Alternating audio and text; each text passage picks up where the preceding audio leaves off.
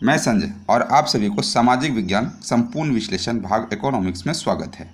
आप पढ़ रहे हैं विकास अर्थात डेवलपमेंट, और डेवलपमेंट के इस भाग में आज पढ़ेंगे राष्ट्रीय विकास, विभिन्न देशों या राज्यों की तुलना, राष्ट्रीय आय, प्रति व्यक्ति आय या औसत आय, और अंत में जानेंगे बोर्ड एग्जाम में पूछे जाने वाले प्रश्नों के बारे में।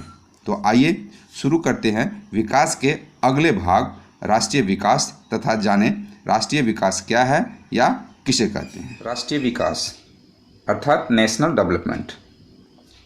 राष्ट्रीय अर्थात राष्ट्र या देश, विकास मतलब डेवलपमेंट अर्थात वह कार्य जो किसी देश के लिए उन्नति तथा बेहतरी के लिए किया गया हो, वो क्या कहलाएगा? राष्ट्रीय विकास कहलाएगा।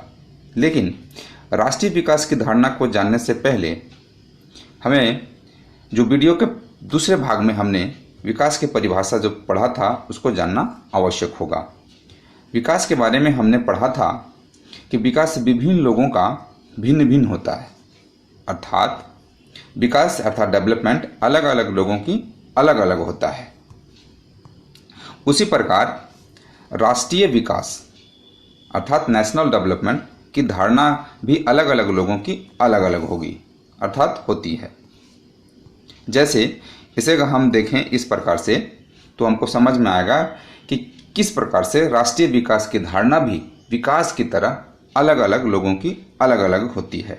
जैसे एक किसान की धारणा, अर्थात एक किसान से पूछा जाए कि राष्ट्रीय विकास की धारणा क्या होना चाहिए, तो उनके द्वारा में उत्पन्न समस्याओं का निदान एवं आधुनिकीकरण होनी चाहिए।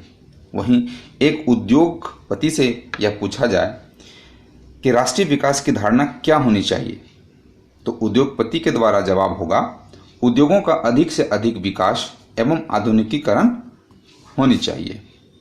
वहीं एक परिवहन तथा बैंकिंग वाले क्षेत्रों से पूछा जाए अर्थात उनकी धारणा के बारे में पूछा जाए कि राष्ट्रीय विकास कैसी होनी चाहिए, तो उनके द्वारा उत्तर होगा परिवहन तथा बैंकिंग का अधिक से अधिक विकास किया जाए और उसकी आधुनिकीकरण किया जाए। इस प्रकार से उपरोक्त बातों से स्पष्ट होता है कि प्रत्येक व्यक्ति अपने अपने क्षेत्रों का विकास अधिक चाहते हैं, अर्थात अलग अलग लोगों की धारणा अलग अलग होती है। तो अब हम निष्कर्ष रूप में कह सकते हैं या निष्कर्ष रूप में इसे हम बोल सकते हैं कि राष्ट्रीय विकास वह है जो देश के सभी क्षेत्रों का तथा लोगों के उत्पन्न समस्याओं का निदान एवं देश के बेहतरी के लिए और तथा उन्नति के लिए जो कार्य किया जाता है वह हमारा राष्ट्रीय विकास कहलाता है। अर्थात वैसा कार्य जो देश के लिए तथा देश में रहने वाले लोगों के लिए उन्नति तथा बेहतरी के लिए जो कार्य किया जाता है वह कौन सा कार्य कहलाता है? वह राष्ट्रीय विकास कहलाता है। यह बोर्ड में हमेशा इस क्वेश्चन आता है कि राष्ट्रीय विकास से आप क्या समझते हैं, तो उसका उत्तर यही होगा। अब हम विकास के कुछ लक्ष्यों की चर्चा करेंगे और जानेंगे कि विकास किसी भी देश का जो लक्ष्य होता है वो किस प्रकार से होनी चाहिए, अर्थात किसी भी देश का जो विकास का लक्ष्य है वो कैसी होनी चाहिए, ये हम जानेंगे। आपको एक चित्र दिखाई पड़ रहा होगा, यहाँ पे कुछ बिल्डिंग्स बने हुए हैं, अर्थात कुछ जैसे बिल्डिंग हैं वो बड़े बड़े बिल्डिंग्स हैं और कुछ ऐसे छोटे छोटे घर या यूँ कह सकते हैं कि झोपड़ी नुमा घर है।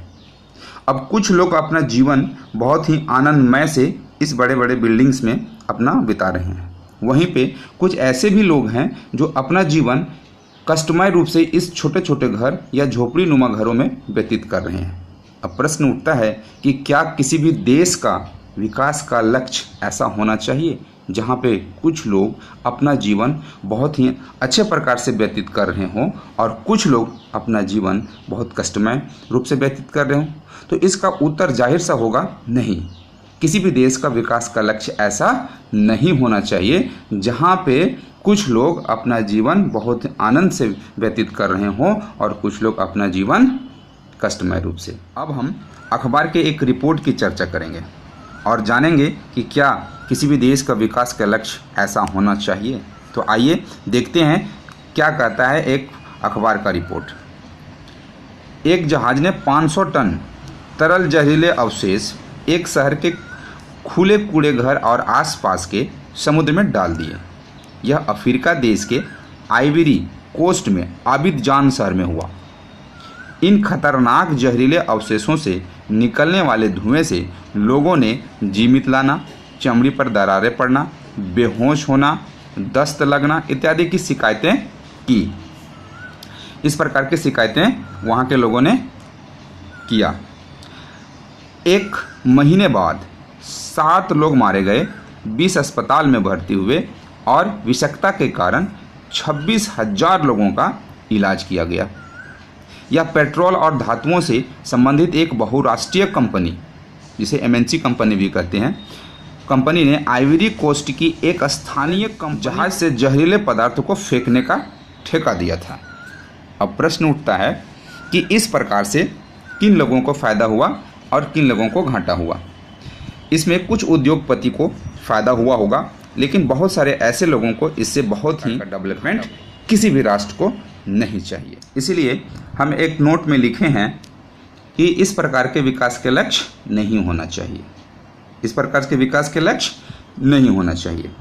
अब हम विभिन्न देशों और राज्यों की तुलना कैसे की जाए इसके बारे में, राज्यों या 2 देशों की तुलना से पहले हम अपने क्लास में कुछ बच्चों की तुलना करते हैं। जैसे आपके क्लास में बहुत सारे ऐसे बच्चे हैं जो कुछ बड़े हैं, कुछ अर्थात लंबे हैं, या कुछ ऐसे हैं, ऐसे भी बच्चे देखे गए जो पढ़ने में बहुत तेज हैं, और कुछ ऐसे भी बच्चे हैं जो पढ़ने में थोड़े कमज़ोर हैं।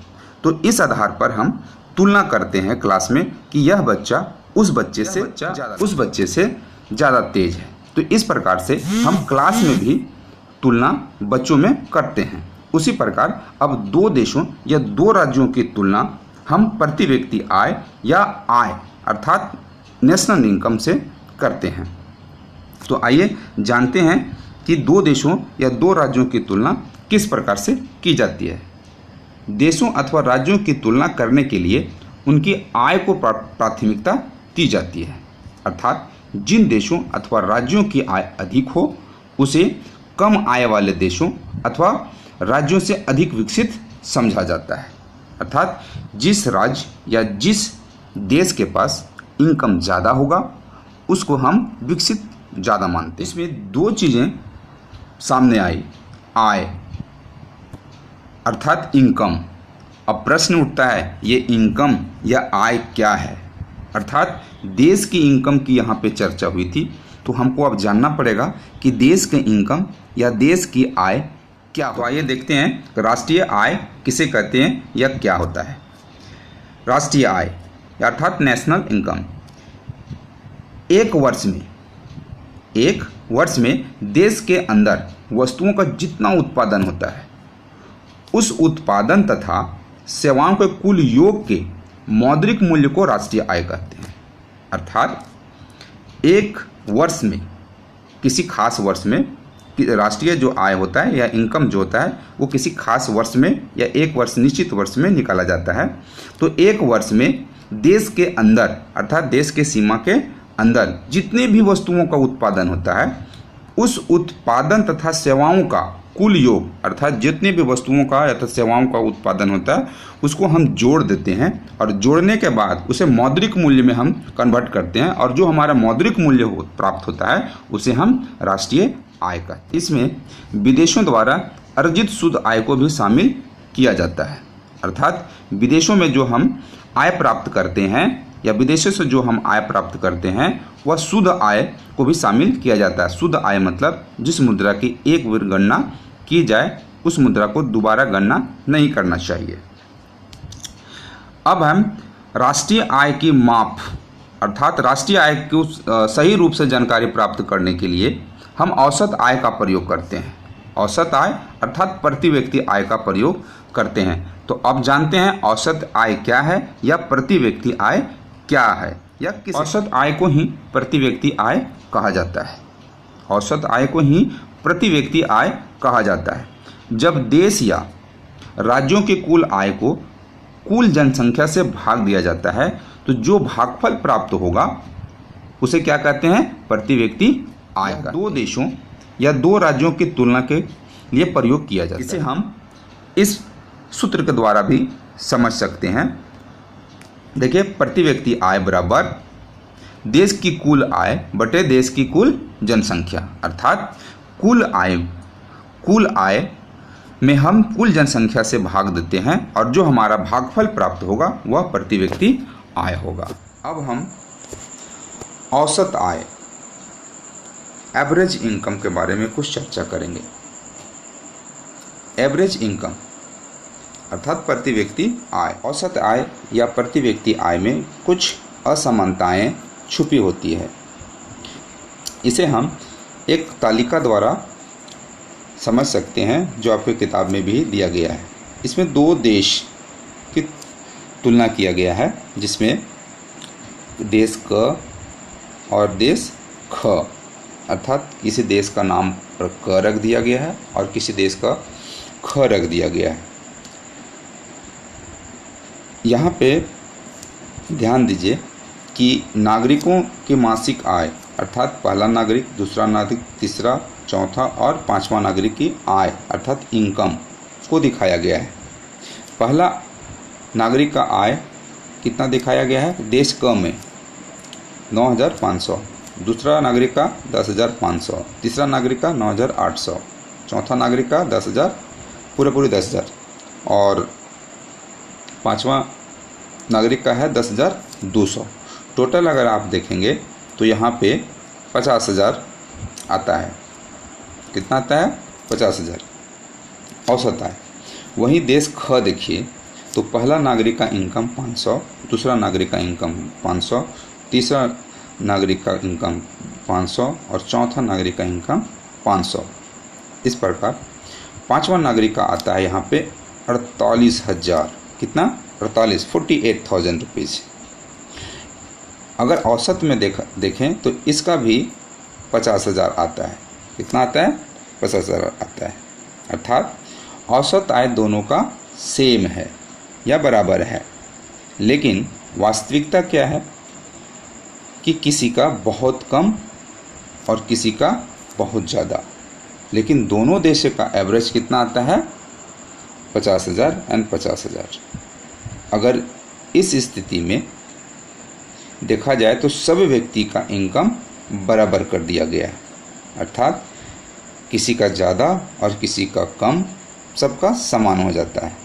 इसलिए औसत आय या प्रति व्यक्ति आय का इसका प्रमुख असमानताएं पाया जाता है। यहाँ कुछ चित्र है। इस चित्र को अगर हम देखें तो यहाँ देखिए, गरीब विहीन तथा अमीर विहीन व्यक्तियों का देश, अर्थात ना ही तो ये गरीब है और ना ही ये बहुत अमीर है। इस स्थिति में यहाँ पे लगभग 4 चेयर और 5 व्यक्ति अपना गुजारा कर रहे हैं, जैसे कि इस वाले देश क में दिया गया है। अब यहाँ पे आते हैं दूसरा। इसको देखिए, गरीब तथा अमीर वाले देश, इसमें हमारा भारत भी आता है।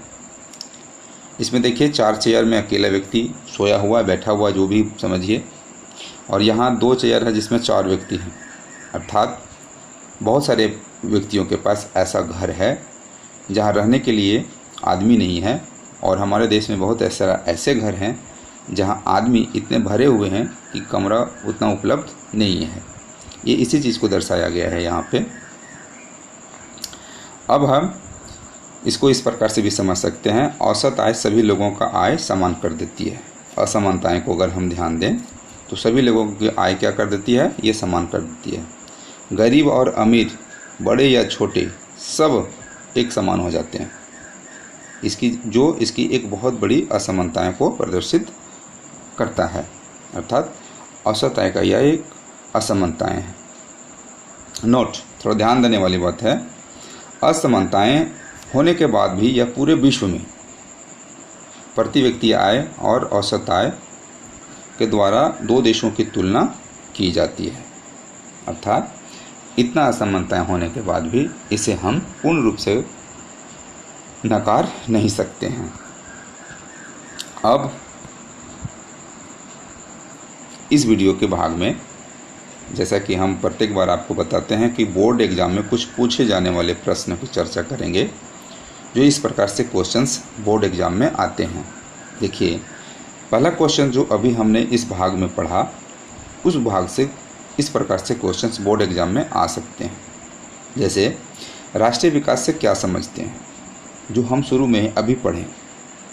दूसरा क्वेश्चन हो सकता है राष्ट्रीय आय से क्या समझते हैं, ये राष्ट्रीय विकास है, ये राष्ट्रीय आय है।